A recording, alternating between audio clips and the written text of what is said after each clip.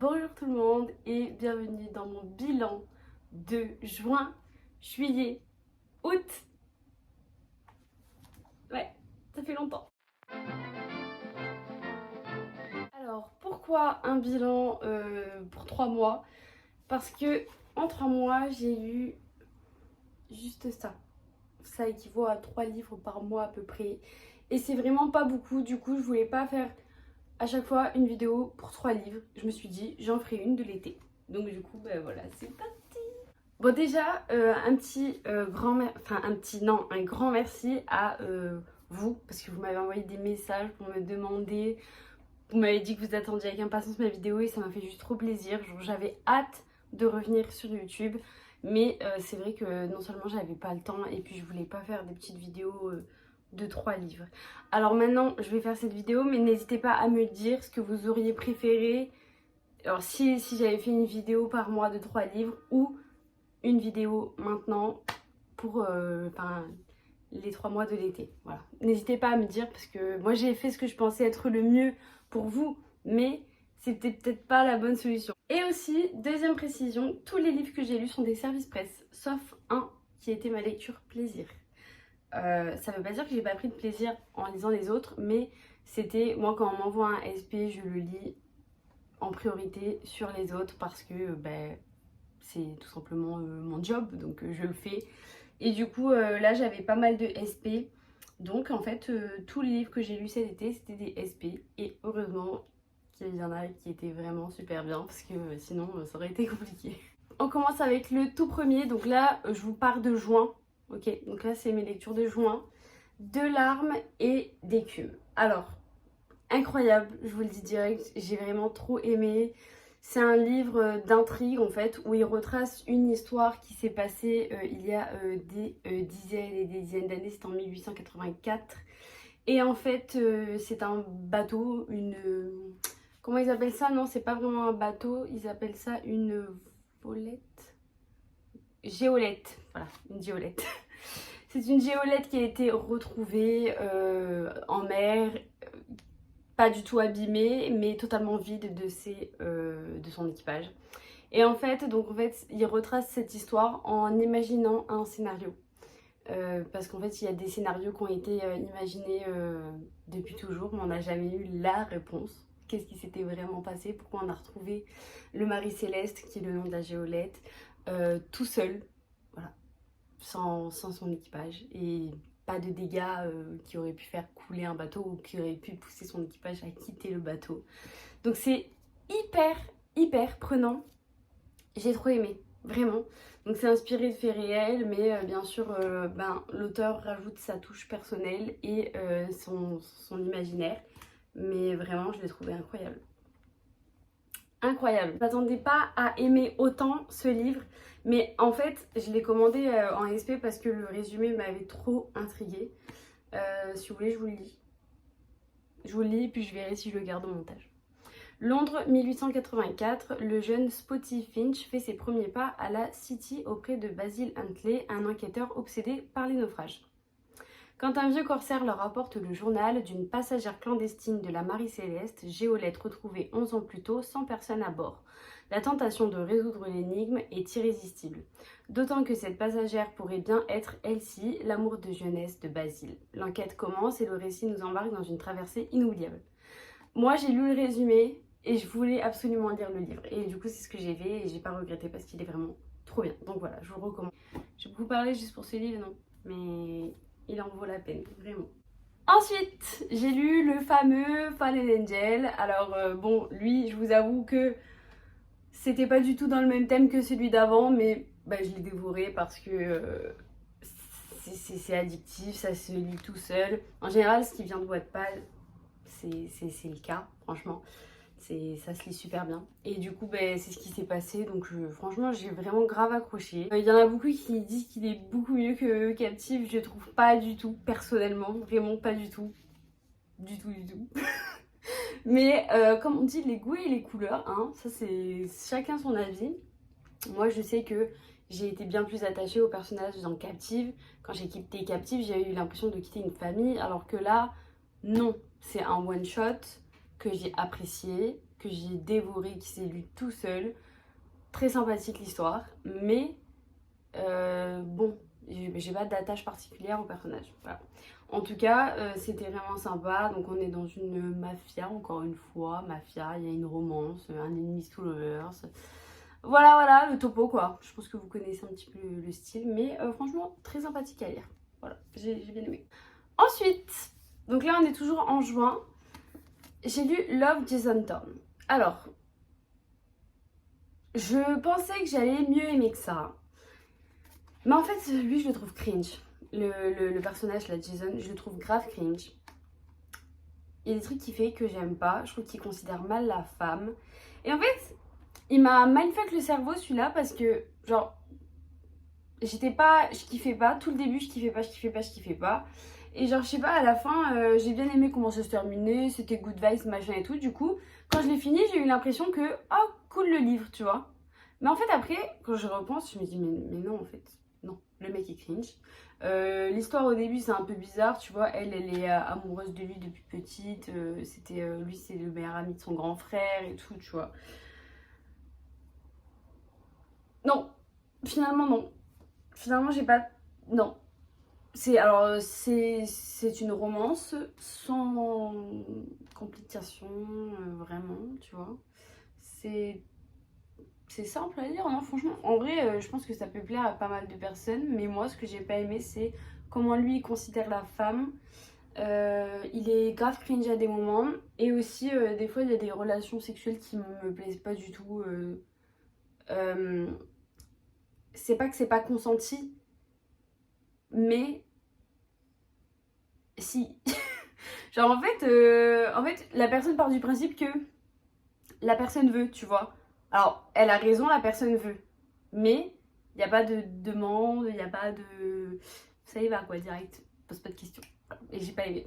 Donc voilà, je vous le dis. Je vous le conseille pas trop. Lui, non. Ensuite, on passe à autre chose. On oublie Love, Jason Thorne parce que franchement, je préférerais l'oublier que j'ai lu ce livre.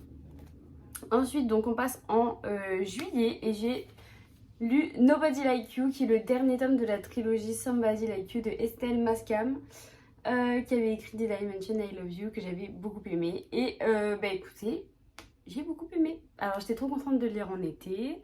J'ai bien aimé... Oh mince, non, pas ça. Pas ça. Mon téléphone est un peu de mon trépied. C'est pas mon téléphone, c'est mon trépied. Et quand je suis censée faire une vidéo YouTube... Attendez, on va trouver une solution.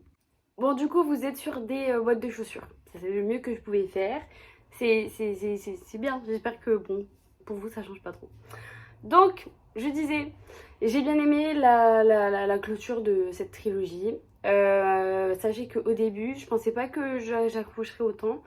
Parce que c'était pour moi une lecture légère, jeune, tu vois. Et puis finalement, à la fin des tomes, à chaque fois, je voulais avoir la suite directe. Genre quand j'ai fini le tome 1, je voulais le tome 2 direct. Et pareil pour le tome 3, pour le tome 2, je voulais le tome 3 direct. Donc voilà, franchement, très sympa. Rien à dire. Lecture très chill, très sympa, mais en même temps prenante quoi, tu vois. Genre il se passe des trucs, c'est pas ennuyant. Il y a des sujets un peu profonds derrière. Non, franchement, super trilogie. Vraiment, j'ai kiffé. Voilà. Voilà. Ça fait du bien. Ensuite, lui, c'était vraiment super cool. Vraiment super cool. Hôtel Magnifique. Je l'attendais depuis tellement longtemps parce que la maison d'édition avait eu des soucis avec les envois, tout ça. Donc il a mis du temps à venir. Et j'étais trop triste parce que depuis sa sortie, je voulais le lire. Et du coup, je l'ai lu en juillet. Et j'ai adoré. Genre vraiment, j'ai adoré la vibes, l'intrigue, le rythme du livre, tu vois. Genre, je sais pas, ça s'enchaîne rapidement, on s'ennuie pas, il se passe plein de trucs loufoques, what the fuck. C'est trop bien, j'aime trop. J'aime ces univers-là où il se passe plein de trucs trop chelous. Et c'est ce qui se passe ici. Du coup, pour le topo, c'est deux sœurs qui sont sans le sou. Genre, elles ont pas trop d'argent. Et une des deux sœurs pense trouver une solution en se faisant engager à l'Hôtel Magnifique, qui est un hôtel en fait qui apparaît qu'une fois dans l'année dans une ville, dans l'année ou tous les 10 ans, je sais plus, enfin bref, il apparaît une fois tous les je sais pas combien. Et après il disparaît, il fait le tour du monde. voilà, il bouge en fait, l'hôtel. Et elle a l'idée donc de se faire embaucher en tant que chanteuse puisqu'elle chante bien et pour avoir de l'argent parce que c'est bien payé. Et du coup les deux sœurs vont embarquer dans une sacrée aventure dont elles ne sous... Comment on dit déjà? Elles ne sous... Hein, j'ai oublié le mot. C'est pas sous-estimer, c'est... Ah, je sais pas. Si c'est ça. Elles ne sous-estiment. Dont elles n'estiment. Je sais pas. Tu sais quand tu te doutes pas de quelque chose quoi. Ouais, c'est pas grave.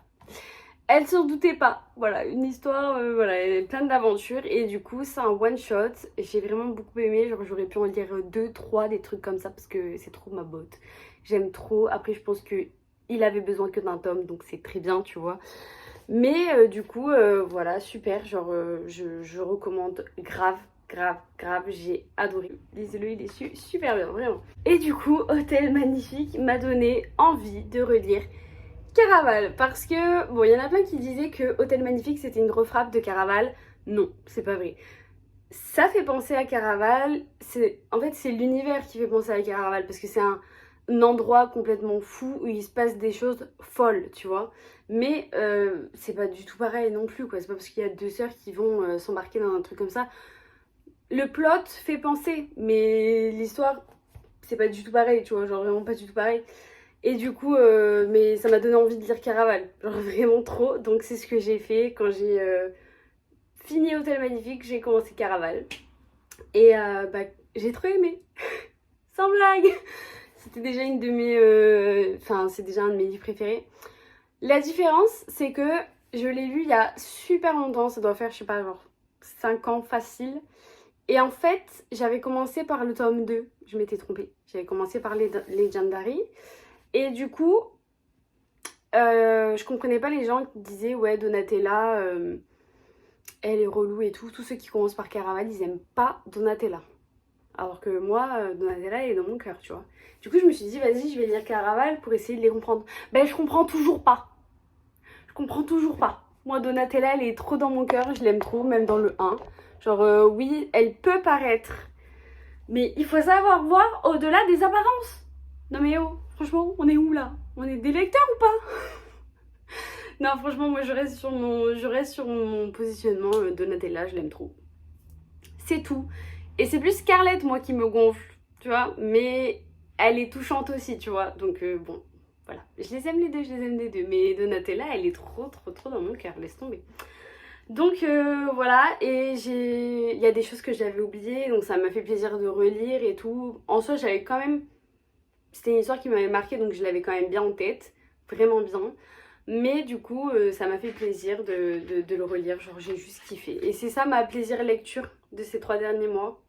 Ma lecture plaisir de ces 3 derniers mois, qui n'est pas un service presse, qui est vraiment ce que j'ai voulu lire. Genre j'ai voulu et ça m'a fait trop plaisir. D'ailleurs là, je suis en train de lire Legendary à côté de tous les livres que je lis, c'est-à-dire que quand je lis, quand j'ai 5 minutes, je continue Legendary, mais... Enfin, c'est en fond, quoi, tu vois, c'est pas... Je suis pas en train de le lire assidûment. Juste dès que j'ai un trou ou quoi, que j'ai pas envie de lire le livre que je lis actuellement, je lis les Legendary un petit peu. Donc voilà, mais Caraval, je vous le conseillerais encore et toujours, voilà. J'aime trop cette saga, cette trilogie qui amène à une autre trilogie, qui est Once Upon a Broken Heart et que j'adore de tout mon cœur, qui sort dans un mois. J'ai tellement hâte, tellement, tellement hâte. Ok, et du coup on passe au mois d'août, le dernier livre que j'ai lu en août. J'ai l'impression de parler tellement fort, de vous agresser. Je suis désolée. Je suis désolée, je me calme. On se calme Kelly, on se calme. C'est un moment de chill. Les bandits. Alors, celui-là, je l'ai aimé. Mais c'est vrai qu'il a été dur à lire, il a été long. Parce que c'est une histoire vraiment profonde, avec des sujets vraiment profonds, vraiment poignants. C'est pas amusant, c'est plus déprimant. Mais tu te dis c'est des sujets qu'il faut traiter et qu'il faut lire parce que ça fait... bah, tu vois, si tout le monde lisait, ça ferait réfléchir les gens. Et du coup, j'ai vraiment bien aimé. J'aimerais d'ailleurs lire le 2 s'il y en a un. Et j'ai toujours pas regardé s'il y avait un 2, mais j'aimerais bien le lire. Parce que je pense qu'il y a un vrai but derrière ce livre. Et qui est de faire ouvrir les yeux aux gens. Du coup, je vous fais le topo vite fait. Oh. Pardon, je me suis calmée, ça y est, je détends tout.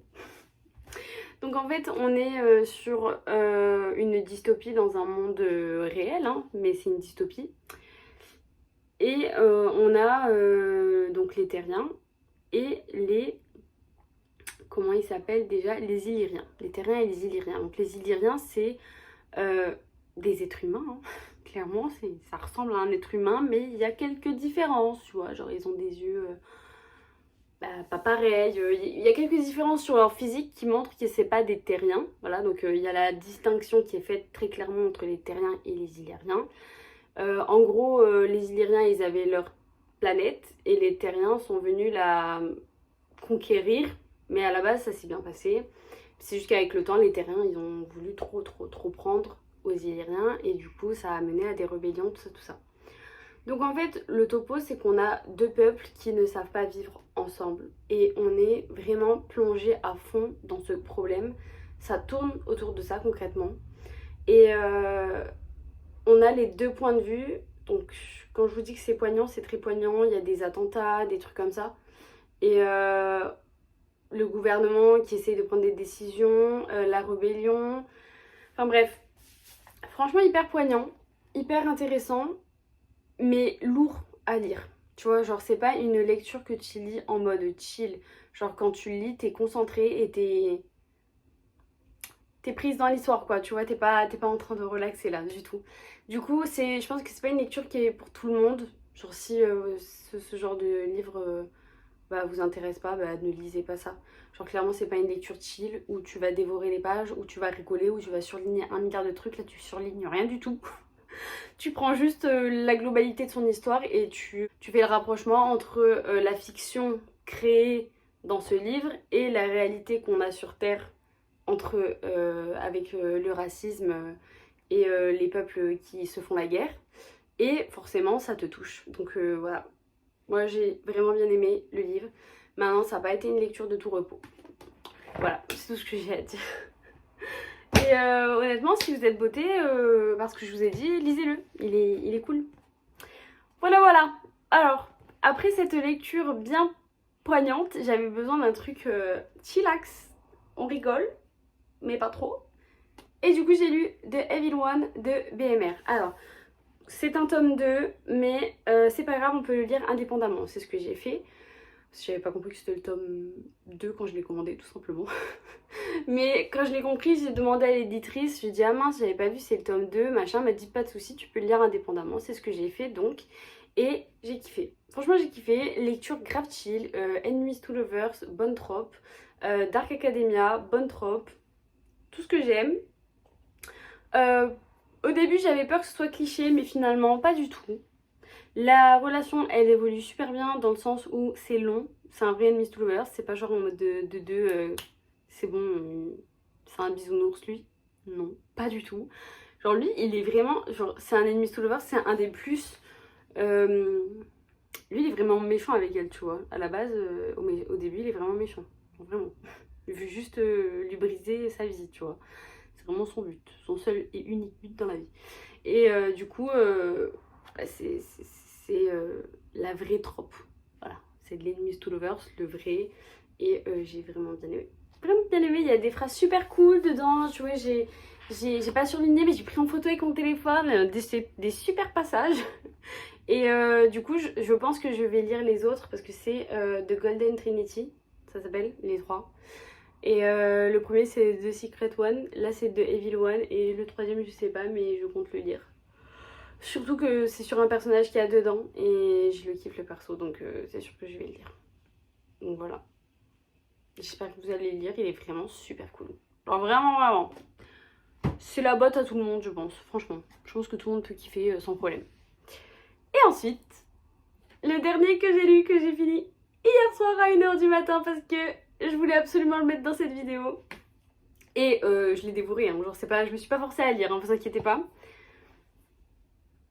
Petit bébé, je l'aime trop. Inheritance Game 4. Alors là, mes amis, mes chers amis, mes compatriotes, je l'ai adoré. D'accord? Je pense que c'est exactement ce qu'il fallait à cette saga, c'est ce livre.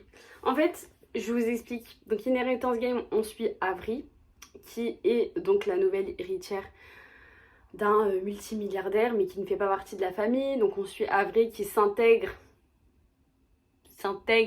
à cette famille de milliardaires très spéciale, très piège et manigance et stratège et tout ça et tout ce que j'aime en fait. Et Avery qui colle parfaitement au moule du coup.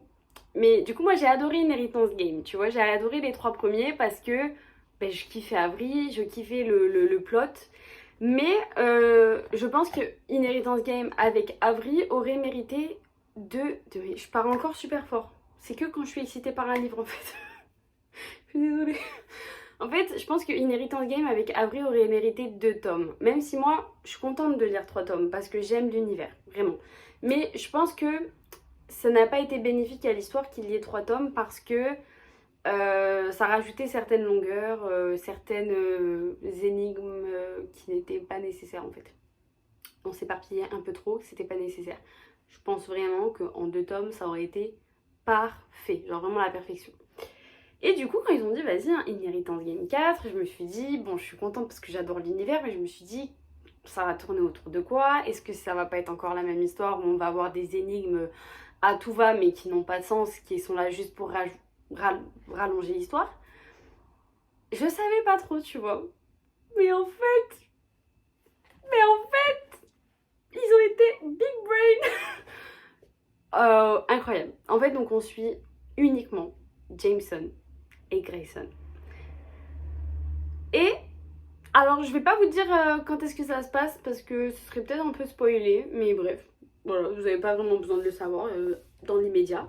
Mais on suit Jameson et Grayson et mon Dieu, j'ai adoré. J'ai adoré. Parce qu'en fait, ils sont tellement, tu vois, genre, tellement extraordinaires ces personnages et genre, bah, dans le livre, on le dit, on le sait, ils sont extraordinaires parce que ils ont été élevés par un grand-père qui les a rendus extraordinaires et ils savent faire tellement de choses et genre c'est un univers qui me plaît tellement et c'est trop intéressant. Et du coup, bah, là, on suit ces 2 garçons extraordinaires. Donc, clairement, ça ne peut être qu'extraordinaire. Et c'était trop bien, genre vraiment j'ai trop aimé. Du coup, je crois qu'il va y avoir un 5. S'il y a un 5, je l'achète direct, je le lis direct. Et je suis trop contente en plus parce qu'il n'est pas encore sorti. Il sort le 7 septembre. Je l'ai eu en avant-première parce que je suis partenaire PKJ. Et c'est ma plus grande fierté du monde là. Parce que genre... Incroyable. Vraiment incroyable. Et je vous le recommande tellement. Genre tellement, tellement, tellement. Donc par contre, pas à lire après... Enfin, pas à lire avant les 3 Inheritance Game. Hein. C'est trop là. Hein. Genre vraiment, il faut le lire après. Voilà, logique. Mais franchement, trop bien. Trop trop bien, mais je peux même pas vous dire, genre je l'aime trop. Genre je sais pas, je peux pas vous dire à quel point là. Il m'a... Waouh, j'aime... En fait, j'aime l'unité de cette famille, la fraternité, l'amour et... Je sais pas, ouais, leur unité, genre j'aime trop. J'aime trop, j'aime trop. Et moi j'avais tellement envie d'en savoir plus sur Grayson, genre vraiment. Grayson c'est mon chouchou. Je sais pas si vous le savez. Grayson c'est mon chouchou all time, je l'adore. Et il m'avait gonflé dans le 3, je vous avoue. Et du coup, là, j'étais trop contente de le retrouver et de l'aimer. Et d'être dans sa tête plus qu'avant. Et c'était trop bien. Voilà. Donc, franchement, n'hésitez pas une seule seconde à lire celui-là si vous avez aimé Inheritance Game, si vous aimez ce genre d'univers. Stratagème, jeu, intrigue, tout ça là. Ils sont incroyables. Les Inheritance Game dans ce topo là, c'est incroyable. Moi, c'est ce que j'aime vraiment, mais tellement, tellement, tellement. Ça me plaît trop. Donc voilà, du coup, j'ai lu 1, 2, 3, 4, 5, 6, 7, 8, 9 livres ces 3 derniers mois. Et je suis contente. C'était... En fait, je me suis pas mis la pression, tu vois. J'avais juste à un moment donné un coup de mou parce que j'avais envie de lire plus, mais j'avais pas le temps. Pas le temps. C'était pas une panne de lecture, hein. Je le redis, hein, parce que les gens me disent ta panne de lecture en été. Non, c'est pas une panne de lecture, c'est que j'ai pas le temps. Genre j'ai envie de lire, dès que j'ai 5 minutes je lis, mais je m'endors parce que je suis énormément fatiguée. C'est-à-dire que je lis un chapitre et genre je suis comme ça sur le livre. Donc en fait, je peux pas lire parce que je suis fatiguée et je peux pas lire parce que j'ai pas le temps. Mais j'ai envie de lire, donc c'est pas une panne de lecture. Et j'ai quand même réussi à lire 9 livres, ce que je trouve pas mal en 3 mois. Hein. Genre, il n'y a pas de souci. Hein. Moi, je me mets pas la pression, c'est pas une compétition. Et là, je suis très contente d'arriver en octobre parce que j'ai plus le temps. Les choses se calment et c'est ma période préférée. Donc, c'est ma période préférée pour me mettre sous un plaid et lire. Donc c'est ce que je vais faire. Je vous fais pas ma palle parce que j'ai fait une vidéo sur TikTok où je vous parlais des livres à lire en automne et dedans il y a quasiment tous ceux que je compte lire cet automne.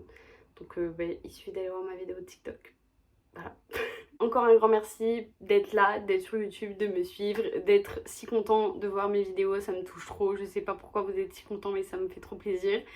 Et du coup là je reprends les vidéos par mois et on se retrouve toujours pour les bilans du mois. Là, ça y est, c'est sûr. Et je fais bientôt mon bookshelf tour. Je sais que j'avais dit que je le ferais. Je sais, je suis désolée, je l'ai pas encore fait. Mais promis, ça arrive. Promis, promis.